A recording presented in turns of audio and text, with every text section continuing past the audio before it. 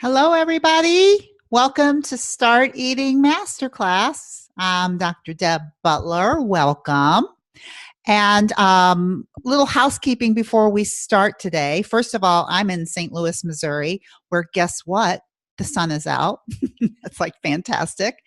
And I want to know a little bit about where you all are from while people are still getting on the call. So if you notice in your on your screen at the bottom, there is a little box that says Q&A on there, and that's the way that you can talk to me. You can type in questions, and I can answer them. I will not mention your name if you don't want me to. And if you don't want me to know who you are, you can just put anonymous. But right now, I would just love to know if you would just like to tell me like where you're from, what your name is if you want to tell me, and just kind of get an idea. I love to know where people are from because it just amazes me that I can talk to people from all over the world. So, Boise, Idaho. Love it. Love it. Where else are you guys from? Come on. Where else? Ooh, Washington, D.C. Love that. Ooh, where else? Sacramento, California. Love it. Seattle, and the sun's out. Oh my gosh. Lucky you. I have not seen the sun very much. I don't know how many of you know me, but I was living in Belize for the last year and a half where the sun shines all the time. And when it's not sunny, it's like, oh, it's kind of like a nice day. So I come back to St. Louis and it's like, where's the sun? So it's good to see it. And let's see, who else? Ooh. Hartford, Connecticut. Welcome. Okay, so what I want to talk about today, those of you who are here with me right now, is I want to talk to you about you and about menopause. And don't worry if you're not in menopause, that's okay. However, my story is because of menopause. And the only thing that I can tell you, if you're not in menopause, I might be able to save you 20 to 30 years. So stick around. I talk to people, especially when I do mini sessions with them. They'll go, well, I'm only 33 years old, so I don't know if I can talk to you or if you can help me. I go, well, only if you want to save about 20 years off. Save an extra 20 years, or you can wait until you're 20 years older and come back and talk to me if I'm still alive. So here's what I want to talk to you about today. The reason I think menopause is such a great time and such a hard time to lose weight is because, number one, due to a lot of things that are going on in your body and metabolism changing, it really is harder to lose weight. You can call that the bad news or the good news.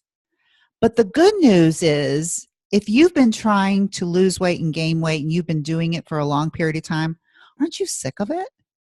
So maybe whatever it is that I tell you today, maybe this will be your very last time to do it. And what I want to talk to you about today, no matter if you're in menopause or if you're not in menopause, that I think that I have tools that are very different than from anything that you've ever heard before, because I work so much with the mind, but I also work with the body too. So I'm going to share a screen with you so I can go over some slides and talk to you a little bit, number one, about me, so you can hear my story. And then number two, I want to talk to you about the two main reasons why you overeat. So let me share my screen with you.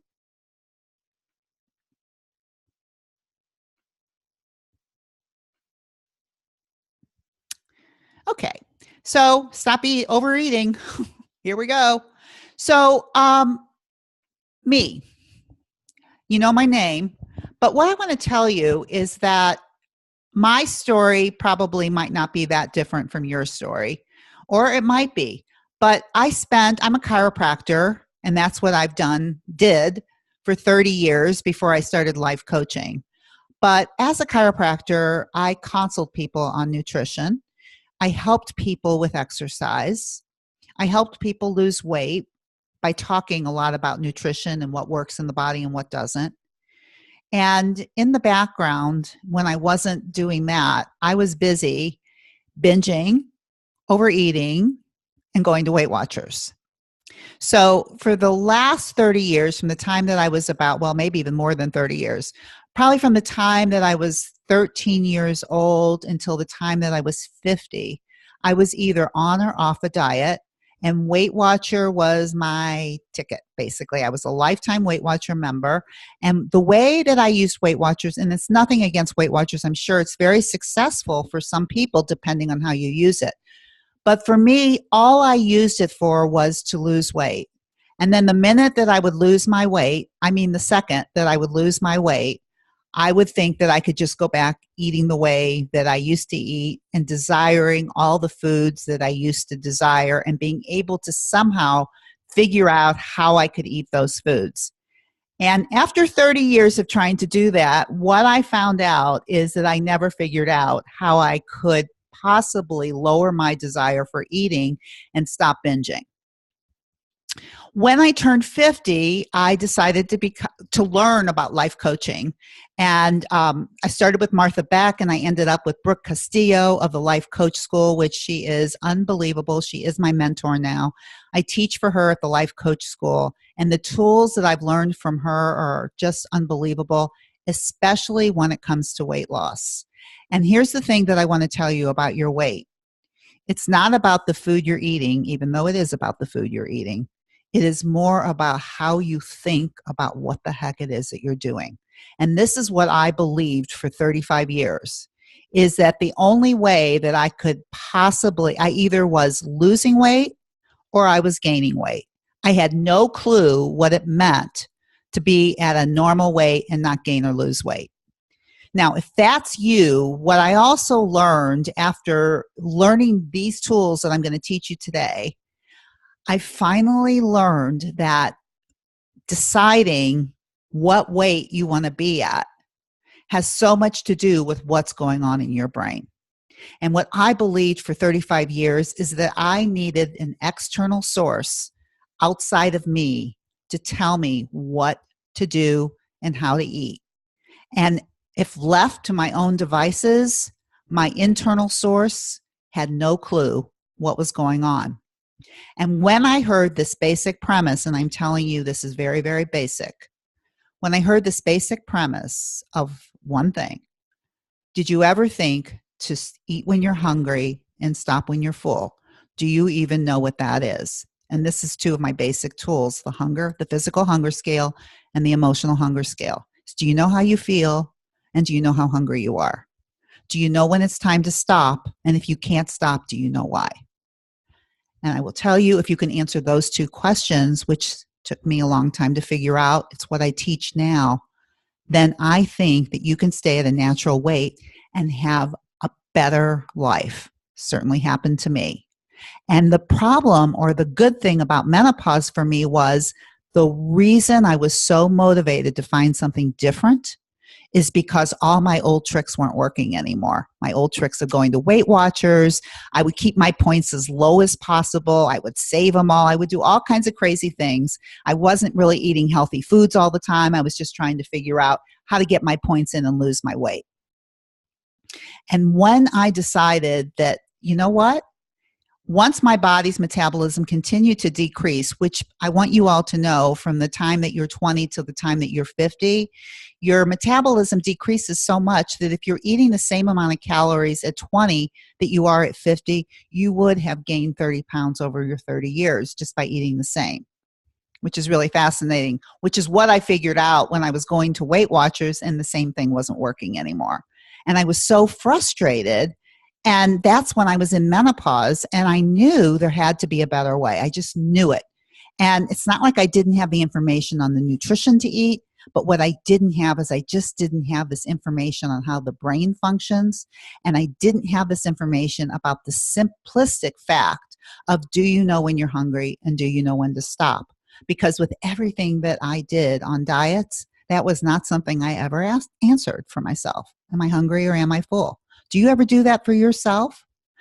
Most of the people that call me and talk to me now, the reason that they want to talk to me is because they really like this concept of eating when you're hungry and stopping when you're full.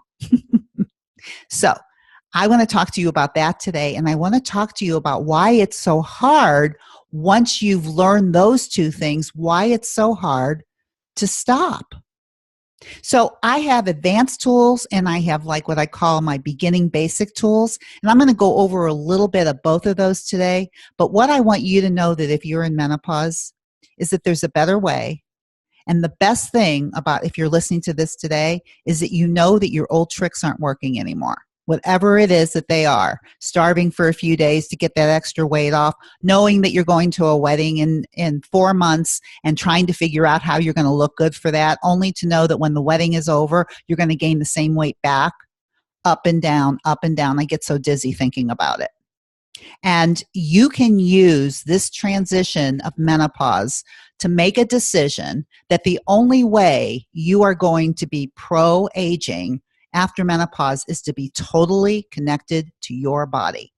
And the only way to be totally connected to your body to start is, do you know when you're hungry and do you know when you're full? It's like one of the most basic connections. And I would say 75% of all women, by the time they're in menopause, do not have this connection. And that is really sad because then we're going to age more, we're going to get older, and that means we're not connected to our body, so we don't know how to treat it. And if you want to age in the most graceful, beautiful way, you must be connected to your body. So I think the beginning of physical hunger is one of the most basic tools on being connected. Now, for me, as I was a chiropractor for 30 years, and then I became a life and weight coach with Brooke Castillo at the Life Coach School. And so now I don't practice chiropractic anymore. All I do every single day is talk to women all over the world on how to stop all this nonsense. And I am telling you, it is the biggest privilege I have ever had in my entire life, and I take it seriously. I do.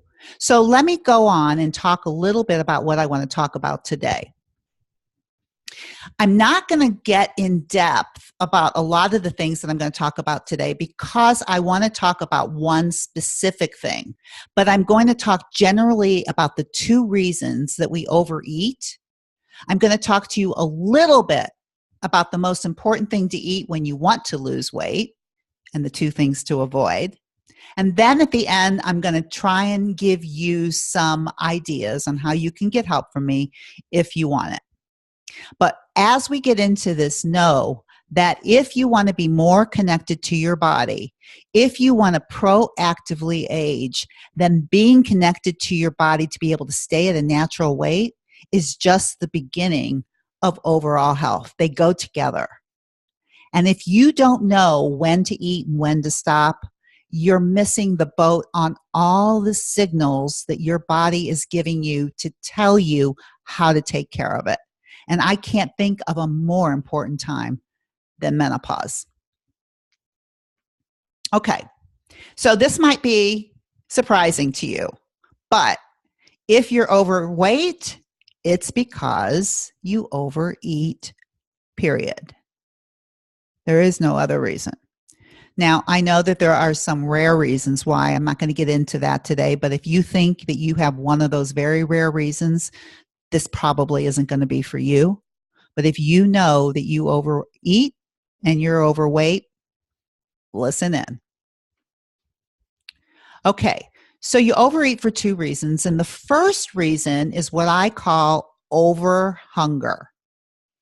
Overhunger to me means that I like to teach this physical hunger scale, and I'm going to show it to you.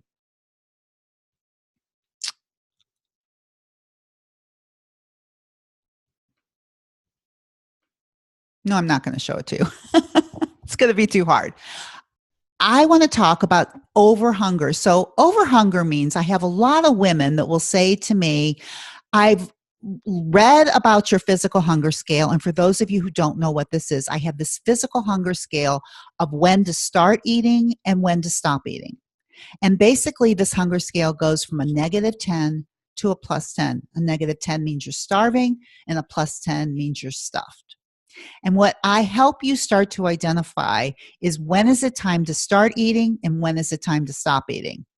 I've identified those numbers in the beginning as to begin eating at a -2 and to be able to fill up and become satisfied and call that a +2.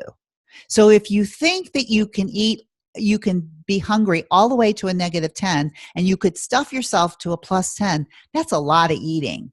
And what I'm saying is the way that our bodies were devised and by the size of our stomach, we're really not meant to eat that much food at any given time. So if you think of eating at a -2 and stopping at a +2, it's not that much food, but you really have to be paying attention to yourself so that you can identify those numbers. Now, when I start working with some clients as we start identifying those numbers, what I find out with a lot of them is they're hungry all the time. They think that they're hungry all the time, and they have a very difficult time either identifying -2s or, even more important, identifying +2s, when to stop. Over hunger means that that hunger scale is not calibrated properly.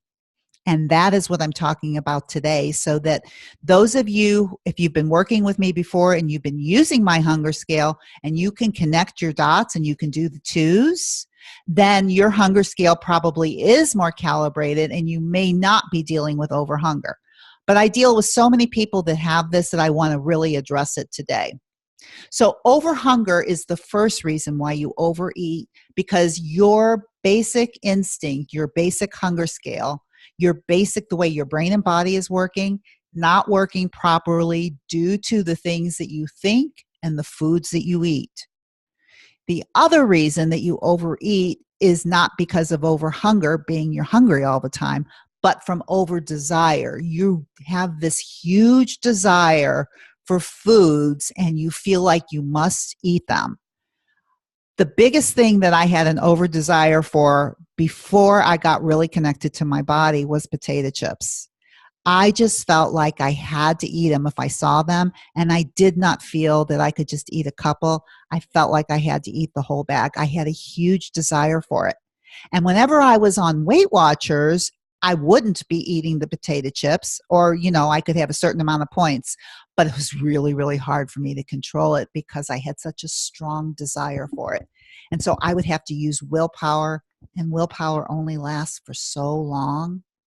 And what I've learned over time that I'm going to teach you is how to lose this over desire, how to lose the desire for foods that you feel like you can't control yourself over or that are not doing any good for your body.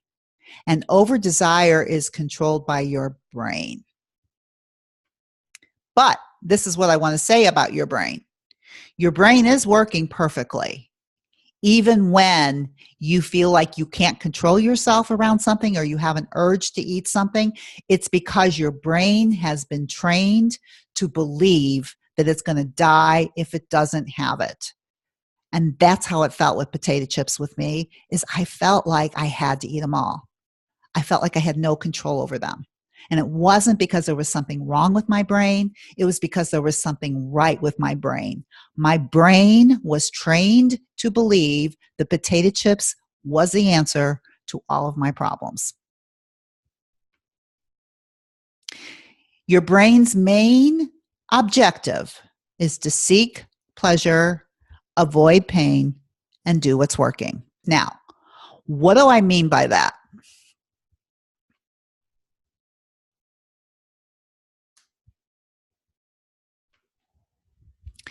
What I mean by that is that, for instance, with me and eating potato chips, when I would eat a whole bag of potato chips, I kind of felt numb and felt better.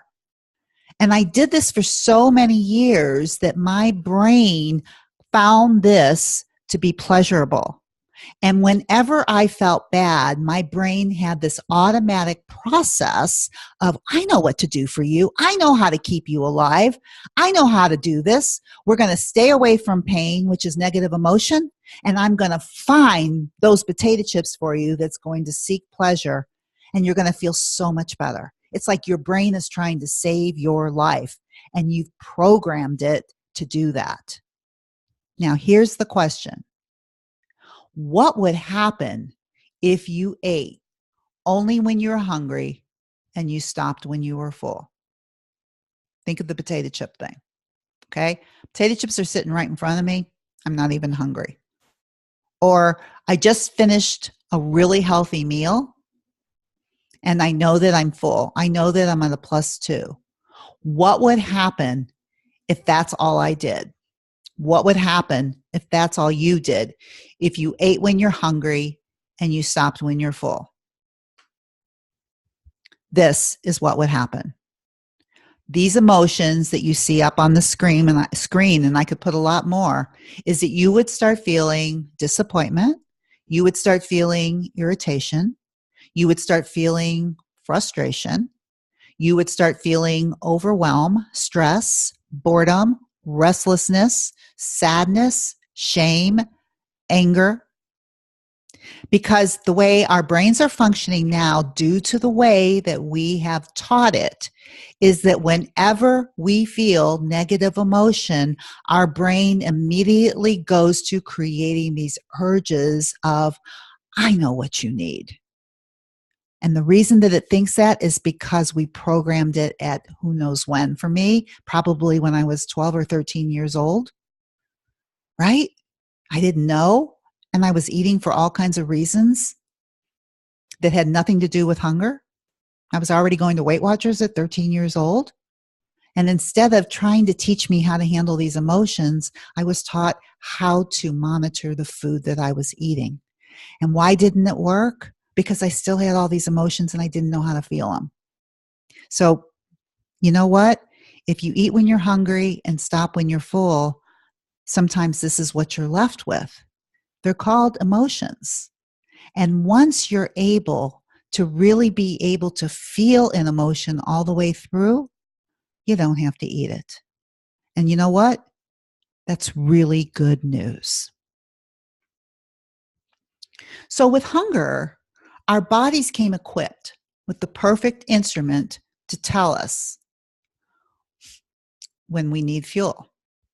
Okay, so if any of you have children or you've been around babies, you know when it's time to feed them and you know when it's time to stop. You're so connected because these children, these babies, have come so well equipped to help us know, right? They scream if they're hungry. They push bottles away. They throw food in your face. My grandson, when he's through eating, he just takes something and throws it in my face. And you think I can make him eat it?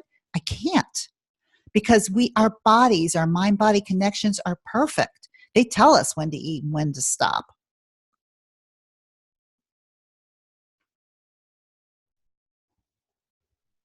But that hunger scale that I was talking to you about, that perfect calibrated tool that we were born with, is no longer calibrated for many of us. And this is where overhunger comes in, where I have so many clients that just say to me, I just think I'm hungry all the time. You know, when I start looking at food journals, I have many clients that will send me food journals, not food journals because I care so much about what they're eating, but food journals just to see where their hunger scales are when they're eating. And so many people are eating when they're full. And I've already told you one of the reasons why is, number one, because of all the emotions that we would be left with. And number two, because we don't have that calibrated tool inside of our body that works for us anymore. It's no longer working. And what I want to show you is how we can teach it to start working again. Now, a healthy body with calibrated hunger, which means that you can eat when you're hungry and you can stop when you're full and you can go for a while without eating. We could just call it fat adapted. And all fat adapted really means, it's not anything really fancy. It just means that after you stop eating and you're not hungry for a while, it's because your body can burn its own fat for fuel. It doesn't need to be eating food all the time. And when that happens, you just don't feel hungry, right? But if that isn't working anymore and you're not burning fat and you're burning sugar, that's when we start really dealing with overhunger. So, do you know the number one thing you should be eating? Yep, it's your own body fat.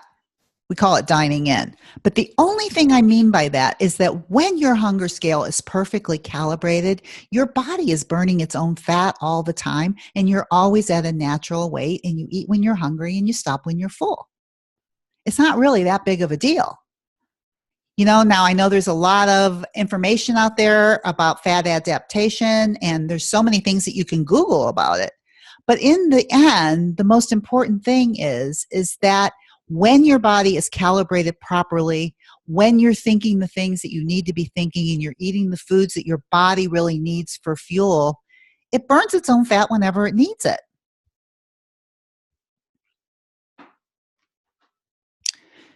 So that's overhunger. And when I talk about overhunger, there are so many other things that I can talk about it, but I don't want to spend as much time on it because I really want to talk to you about this term over desire.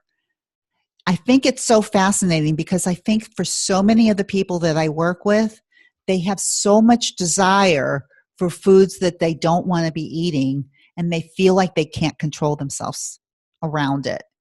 And you know who I'm talking to. If you've gone into menopause and you have not treated your over desire, then over desire gets worse during menopause. You desire everything even more due to hormonal changes, due to metabolism changes. There's so many changes going on in the body, and there's so many emotions going on. So if you've never learned to deal with negative emotion and you go into menopause, those of you who are there know that emotions get stronger. And what you must know is that you need to learn how to work with them. They are only there to assist you and to help you. And maybe up until this point, the only thing that you've learned about negative emotion is how not to feel it and how to eat it. And so desire is an emotion that is created by your brain, period. Desire or an urge is an emotion that's created by your brain. And over desire, and desire is something that's learned. So for instance, for babies and for children, for those of you who know, which is most of us, it's like when they, first come into this world, they just drink, breast milk, or formula. I mean, they don't even eat a lot of different food. Right. And you can see that their bodies just work properly and perfectly. They tell you when they're hungry. They stop when they're full. You can't get anything more in than what they'll eat. And you better get it when they're ready, or else you're going to have a really unhappy baby. When they're hungry, they let you know. Your body is no different. It works just like that. And if you don't feel like it's working just like that, it's because of the things that I'm talking about today. But since we came into this world without this strong desire, what I think about this is that this desire is just something that has been learned over time, right? Like, I don't know that sugar and cupcakes and all of that stuff is something that is really made for our bodies. But somehow, as we start giving this to babies and to children, they start with the beginning of learning desire. And the more that it's given, the more the brain starts triggering very, very different things than when it's just drinking breast milk or when it's just eating fuel foods. So let me show you how desire works, because this is one of the most important things about desire. So if desire is an emotion, I want to show you how it works. And this is called my model or my thought model. It's the way the brain functions. So I want to give you an example of, number one, what a circumstance is. So a circumstance is something that's factual in the world. It's a world event. It's maybe what somebody actually said to you. It's the weather, but it's a fact. It can be proven in the court. Now, all circumstances usually will trigger a thought. And a thought is just a sentence that runs in your head that tells you something about your circumstance. For instance, a circumstance could be, today it's a sunny day, right? That is a fact. It can be proven in court. Now, that is not what causes feelings. Even though, like I said to you when I first got on, it's a sunny day and I seemed really happy, right?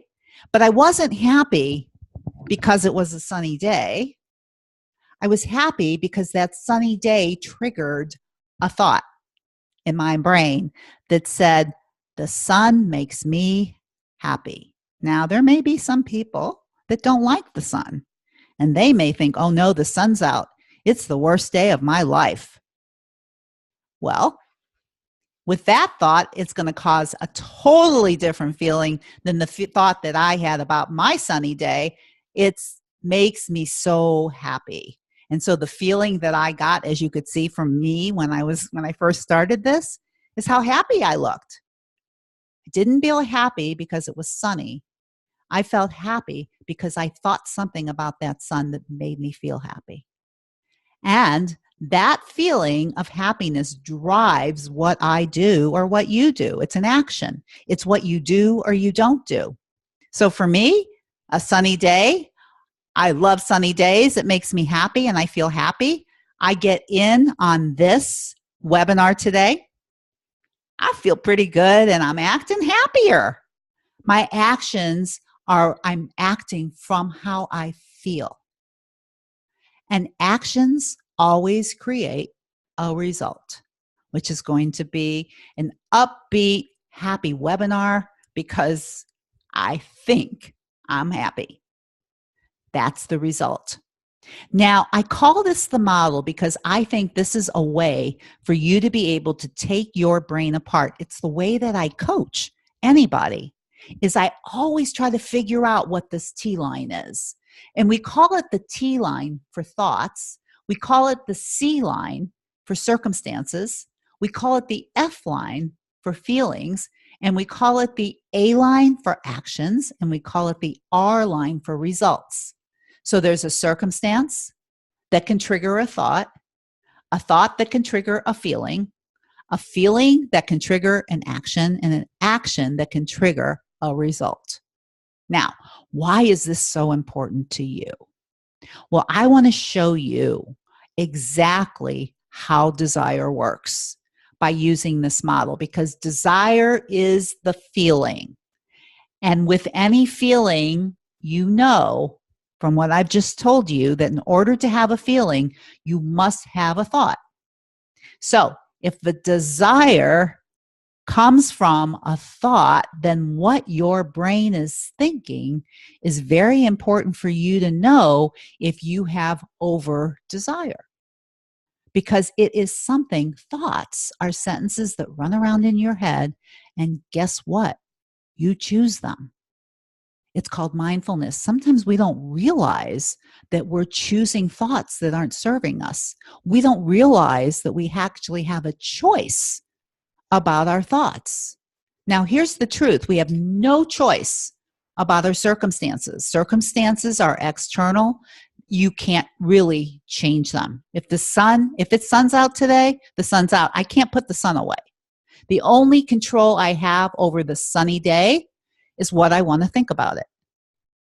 This is for everything in your life. This is the key to all the coaching that I do. This is the key to how I help people lose weight permanently, is by helping them understand how their thoughts are creating over desire. So let me show you a model with food, just so you can see how your brain works. Here is the model. Remember, it's called, and this is for short, but it's called the CTFAR model. And you can do this. I teach all of my clients how to be able to use this model to figure out what it is they're thinking, because most people that come to me think their problem is the circumstance. It's never the circumstance. They think that the unchangeable situation is what's causing their feelings. For instance, a circumstance here. There are cupcakes at an event. That's a circumstance. That means it's just a fact. You go to an event. We all go to many, many events where there are cupcakes. Now, the cupcakes by themselves have nothing to do with how we feel. Many people say to me, like, I could put potato chips in the C line for the way that I used to be. The C line is potato chips at an event. My thought would be, uh-oh, I can't not just eat one, or I can't resist it, or I have to eat it, something like that. That's my T, the thought that I don't realize that I'm choosing to think about those cupcakes or potato chips or you name it, whatever it is. When you think that thought, it creates that feeling of desire, over desire, or urge, a very strong emotion in your body. And that is not a very good feeling in your body either. Desire is not a great feeling. It just feels like you got to do something with it, and you feel like you got to have something. It feels irresistible. That's a desire. It feels irresistible. And of course, when you have this irresistible desire, what do? Eat the cupcake, probably with that kind of strong desire and not being aware. Now, when you eat the cupcake, what is the result of eating the cupcake? You create more desire for more cupcakes, or you gain weight. That would be a result too, right? Or you prove to yourself that you can't just eat one. Here's the thing about thoughts and results. Whatever your result is always evidence for the thought that you're thinking. Whatever it is we think, we seek evidence for that thought. Always. Now, I don't know if this makes sense to you, but I would love when we go into the question and answers, which I'm going to go to soon, I'm going to give you time to think about this, is can you think of what you might be thinking that's creating desire? If you know that it's not the cupcakes, it's not the circumstance that's creating these feelings or actions for you, it is the thought. Now, can you imagine if you're 50 years old and you have been thinking for 30 years about cupcakes, that you can't not eat just one? You don't even realize that it's being programmed. You don't even realize that it's running. You don't even realize that you're choosing to think that, and that there are other thoughts that you could choose to think. And that is the only thing that really changed for me about potato chips, is I went from believing I had to eat the whole bag to, and this is truly the thought that I have right now, they're just potato chips. A totally different thought that I totally believe. I mean, I didn't get there overnight, but it is the thought that I have now. I have absolutely no desire at all. So let me show you, and then I want you to ask me questions, because this is really what I'm covering the most today, is the idea of over desire, the way your mind works with over desire, and how I might be able to help you with that feeling. And here's the thing about over desire and how it works, is it's really just your brain. It's the seeking of dopamine in your brain, and your brain just wants more of it. And dopamine is something that's all about pleasure in your brain. And I'm showing you a little bit about over desire with food, even though that is not going to be what I'm going to concentrate on most today. But I want you to see that over desire is something that is created in your brain also. So you can have over desire by the things that you think, and you can have over desire by the things that you eat. So for instance, that when you have chicken breast and vegetables, you get a little bit of a dopamine release in your brain. It's pleasurable to eat when you're hungry. There's no doubt about it. But when you eat something like this, I know people, not only do we know what your models look like, what your thinking is like around this, but we also know that in your brain, it's getting an inordinate amount of dopamine that's going, feed me, give it to me now, please, please. I mean, like, so you've got your brain going, I can't resist it. You got your mind saying, I can't resist it. And your brain's going, oh my God, this is the best thing that ever happened. This is why it's so hard. It's really not you. It really is your brain.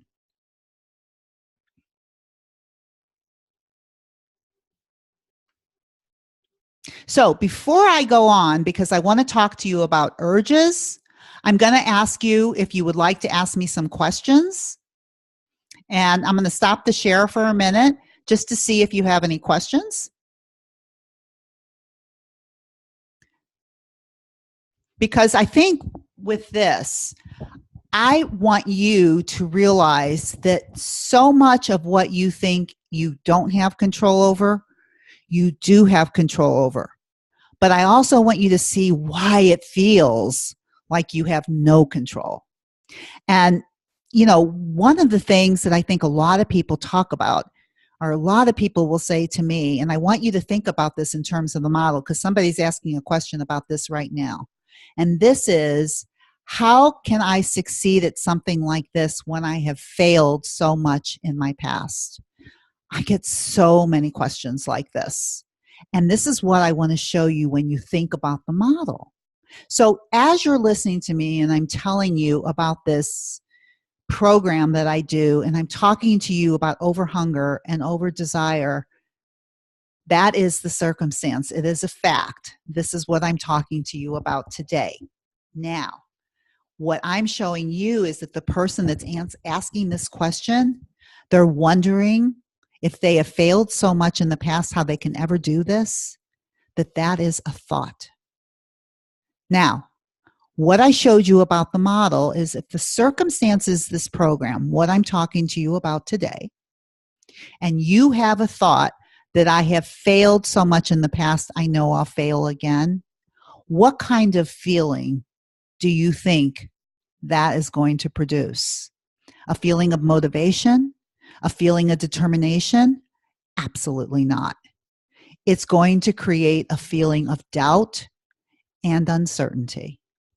And when you feel uncertain or doubtful, how do you act? How would you act if you started to incorporate some of these new things that I'm teaching you, if you had the thought that you won't succeed and you already felt doubt? How would you act? You would not be all in. You would have one foot out and one foot in. And guess what the result would be? The result would prove your thought that you probably can't do it again, just by that thought. That's why you have to be so aware of it, because so many people, when they talk to me as if this is just a fact about me. I have failed in the past and I'm going to fail again. But that is not a fact, because I will bet you it's not all failure. It's just the way our mind looks at it. We believe that about ourselves, and anything that we think over and over and over again becomes a belief about ourselves. And that is a very dangerous thought. And so whenever I'm working with anybody, that's the first thing that I always look at, is what you're thinking. And if you're using your past to define your future, and you're making it mean it was a failure and it will be a failure, it will be a failure. You have to be so careful. You have to be so careful about what you're thinking. Because this is what I want to tell you. Your past cannot define your future. You cannot be past focused. And this is how I looked at it, because I had done 30 years of a lot of different things, a lot of years of yo-yo dieting.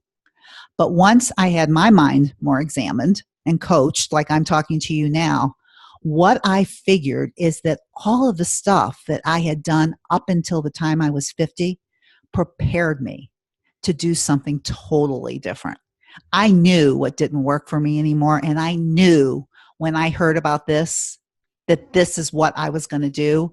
And the thought that I had, and the thought that I want to offer you, is I'm going to do whatever it takes. I am all in this is what I'm going to do.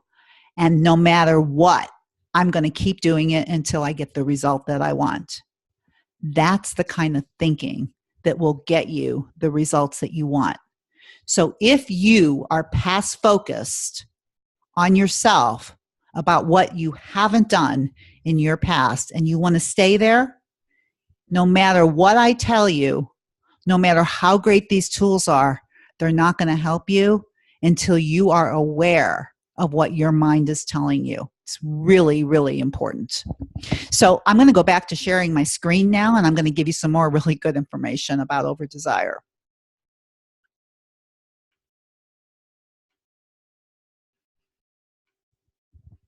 So with over desire, I talked to you about urges. And I talked to you about the idea of learning desire when I showed you the picture of the baby with the bottle and how the only desire babies and children have is to eat fuel and to eat when they're hungry and stop when they're full, and they don't really even care what they're eating. And then they learn about all of these other foods their brains do. They start getting all these dopamine releases, and pretty soon they have learned this desire. But what I'm showing you is that you can unlearn desire. You can unlearn over desire. And the only way, I think, to do that is by allowing an urge and not answering it. And an urge is just a desire.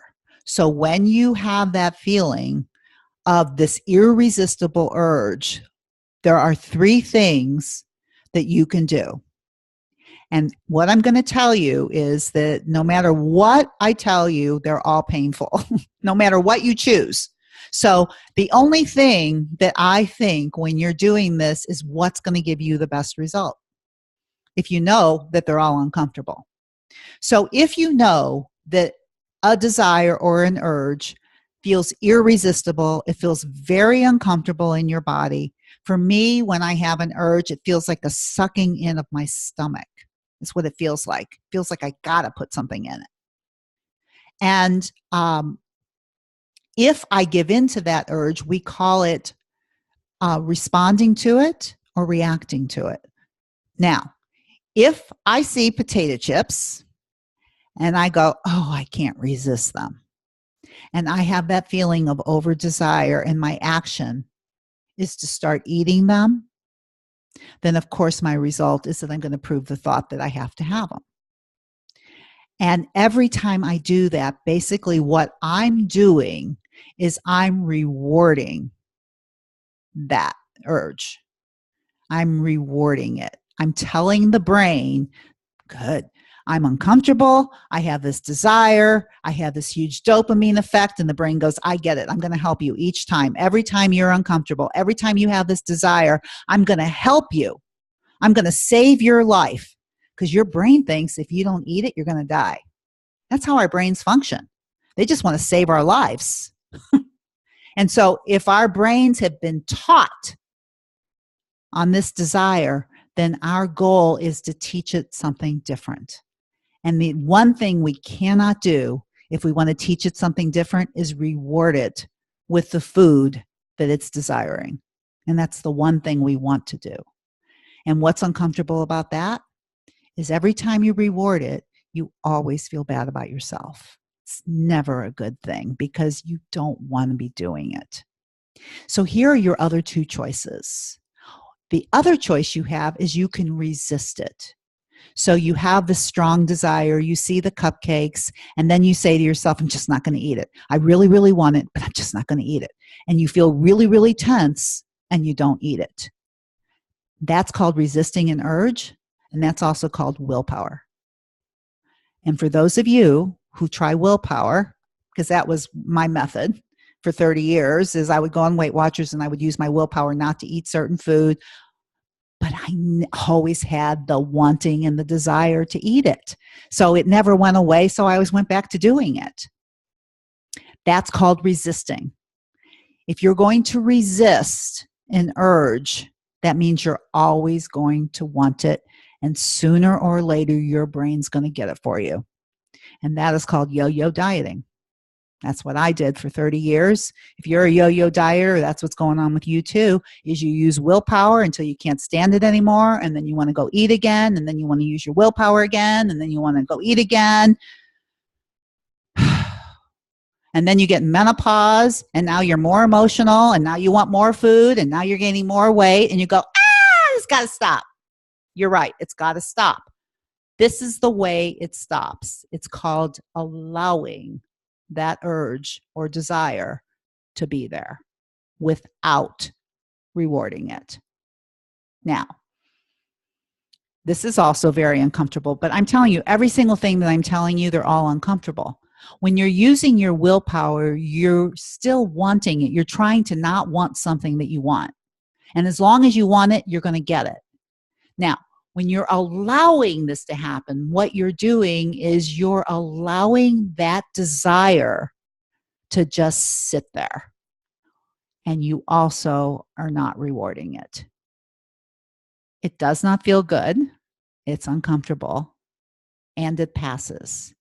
Now, the positive thing about this is when you don't reward an urge, over time, it's extinguished or it goes away when you allow it, not when you resist it, when you allow it.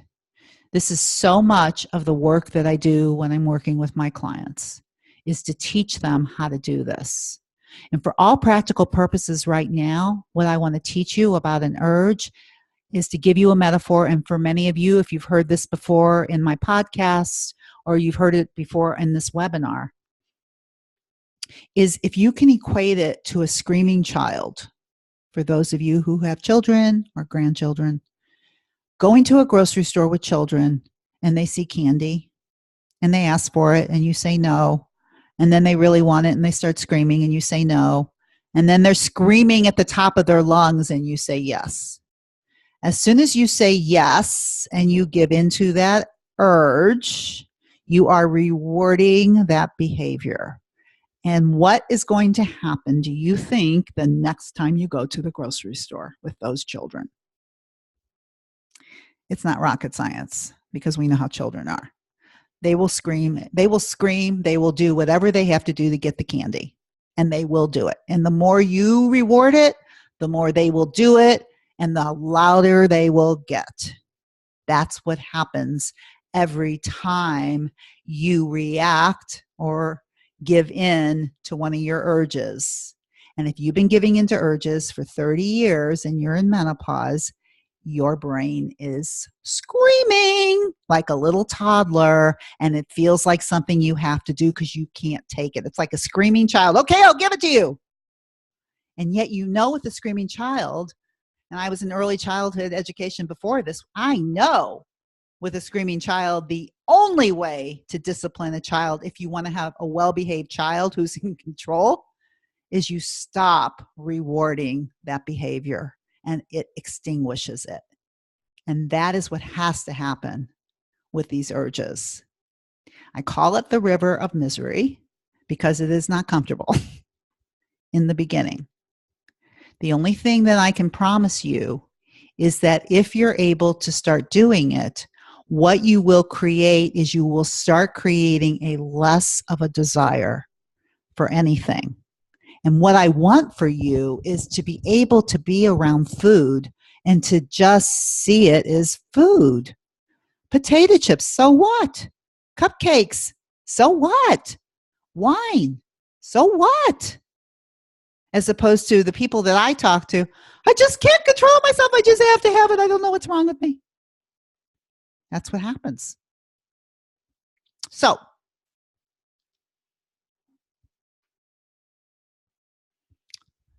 here's the answer with over desire.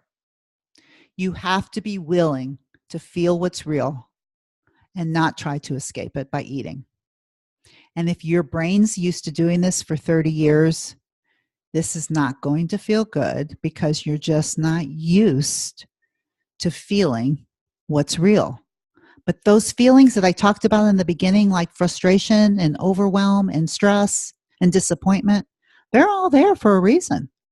They're all there to tell you something. And if you're willing to feel it instead of eat it, my guess is you'll move more in the direction of where your life needs to go, and you'll also be at a natural weight. They go together.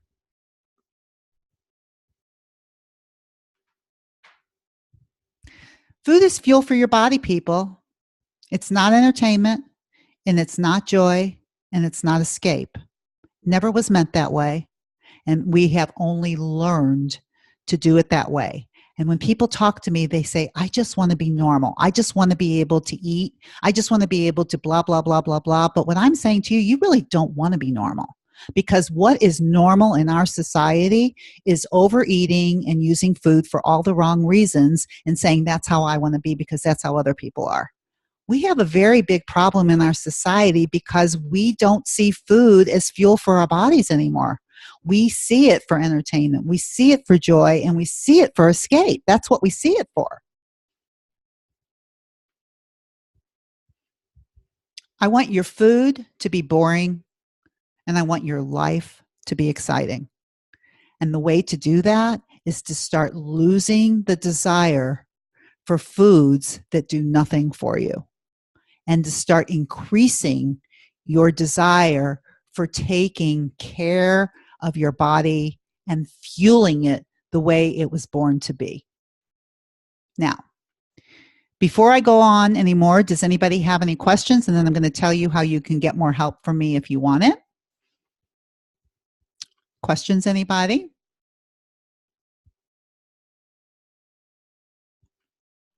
I see there are. Let's see what we have. Okay. I've got a few here. All right. So Kim says, I have a hard time convincing myself that one little snitch won't matter. So I self-sabotage and take snitch after snitch after snitch. How do I change this thought? A snitch. What is that, a snitch? I never heard that before. Okay. But I'm thinking you just want to take one bite after another, just one bite. So I want you to think about it like this, Kim. Before you can change the thought, first you have to see that you actually have this thought to begin with that's driving your feelings and your actions. You are creating an urge or desire because you're telling yourself that it won't matter. If I told myself, oh, I can eat a whole bag of potato chips and it won't matter, or I can just have a few potato chips knowing I'm going to eat all the potato chips and it won't matter, I'm going to eat the whole bag of potato chips based on the model that I talked about. So can you imagine that if you have the food as the circumstance, Kim, and your thought is that you have a hard time convincing yourself.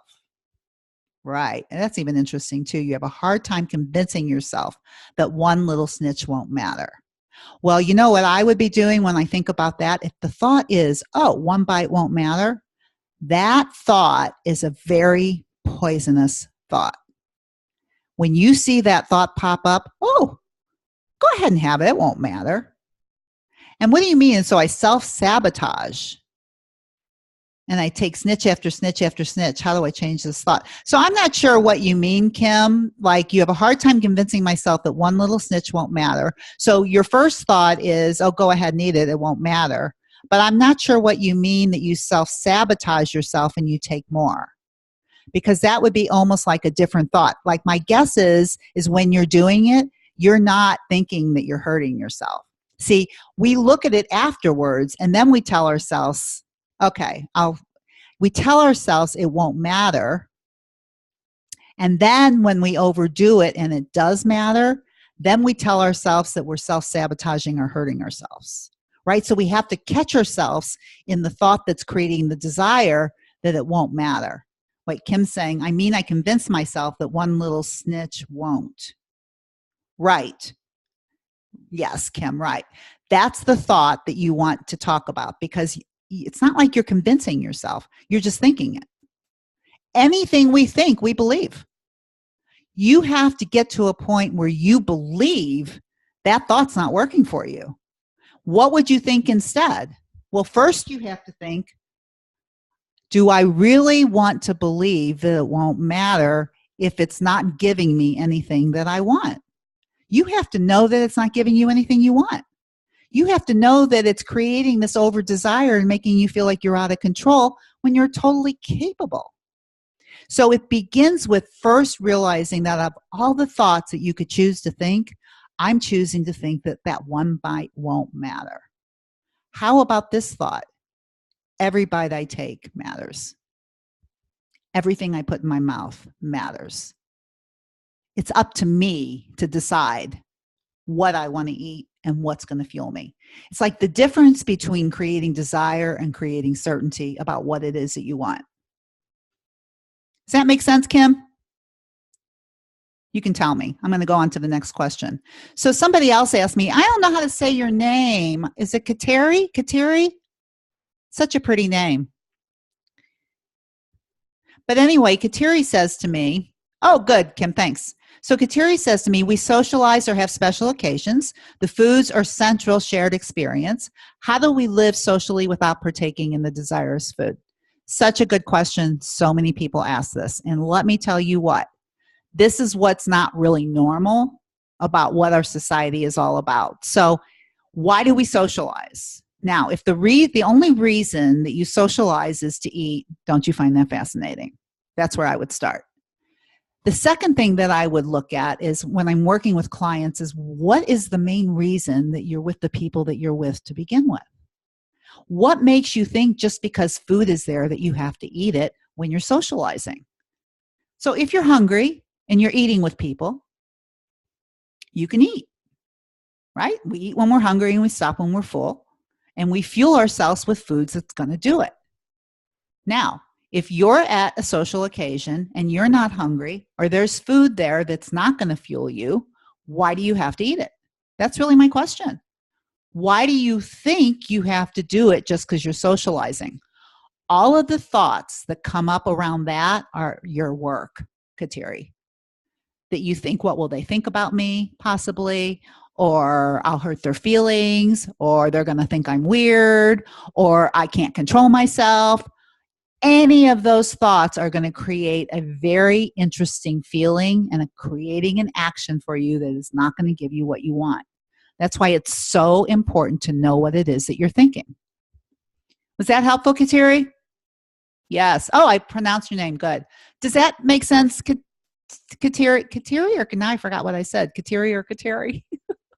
Anyway, I hope that makes sense because I can't tell you how many people talk to me like, well, if I'm going to just start eating fuel food, what's going to happen when I go out to eat with people? It's like, well, you're going to go out to eat with people and you're going to enjoy yourself.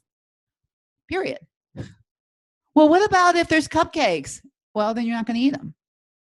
Well, what if there's bread? Then you're not going to have it. But what if I can't control myself? But you can.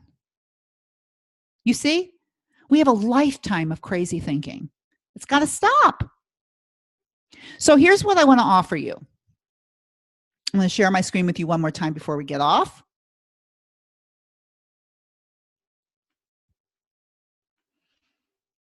That if you have questions for me and you want help from me, then this is what we can do. Because I love to talk to people and I love to do mini sessions with people. And a mini session is a 30-minute talk with me about anything that you want to talk about. But let me tell you basically what mini sessions are for. Well, they're for all kinds of reasons, and I'm not going to go through all of this, but it really does give you a real experience of coaching up front. It's like I take your brain apart, I find the thoughts that aren't working for you, I give them back to you and say, do you want them still? And most people will say, oh, I never quite thought about it like that.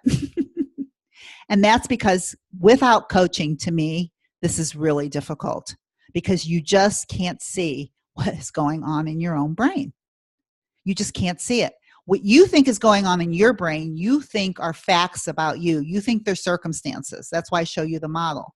But most of the things that are going on in your brain are just thoughts that you have learned to think about yourself over a long period of time that is now a belief system about you that is not helping you.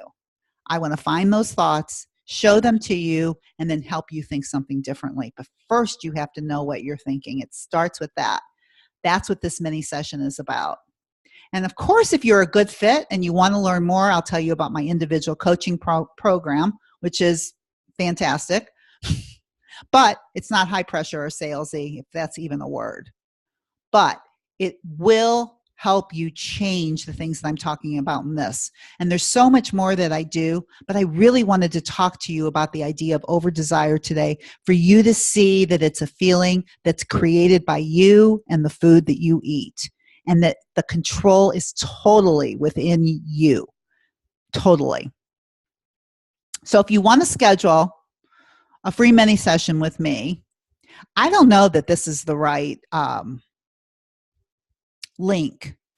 It might be. But what I would do is go to drdebbutler.com, work with me. I'm not sure this one works, just to be on the safe side. So if you want to schedule a mini session with me, you go to drdebbutler.com/work with me, and you can set up 30 minutes. I only do 3 a week. They fill up fast, but I would love to talk to you if you're ready to have your brain looked at and emptied and then put back together again. So listen, everybody, I went a little bit over. I want to thank you all so much for sticking around for the whole time. And if you have any questions and you just want to email me, you can email me at drdeb@drdebbutler.com and ask me any question you want, or just give me feedback on the webinar that you just had, or whatever. This is my passion. I did chiropractic for 30 years, and now I'm doing life coaching, and it's like I just found my passion. It's like, you know what's waiting for you after menopause? Everything. Everything. And you get control of what is going on in your mind. You reconnect your mind and body, and then you see what life is all about. So thank you all for coming today. It was wonderful meeting and talking to you, and hopefully I'll see you in the mini session. So thank you, and bye.